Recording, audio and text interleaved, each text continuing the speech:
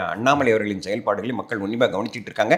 அண்ணாமலை சொல்றது என்னன்னா, அரசியலில் ஒரு தூய்மையான செயல்பாடு, என்ன ஒரு நேர்மையான தன்மை, ஊழலற்ற ஆட்சி, பல விஷயங்கள் பேசுறாரு. அவருடைய கருத்து மக்களிடம் நன்றாக சென்று சேருகிறது என்றுதான் நான் கருதுகிறேன்.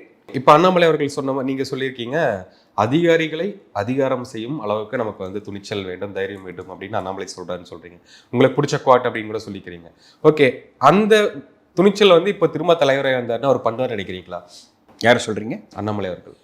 கண்டிப்பா. அவருடைய அனுபவங்கள் பார்த்தீங்கன்னாலே ஐபிஎஸ் ஆஃபீஸராக இருந்திருக்காரு. பல அட்மினிஸ்ட்ரேட்டிவ் கவர்னன்ஸ் எல்லாம் நிறைய தெரிஞ்சவர்.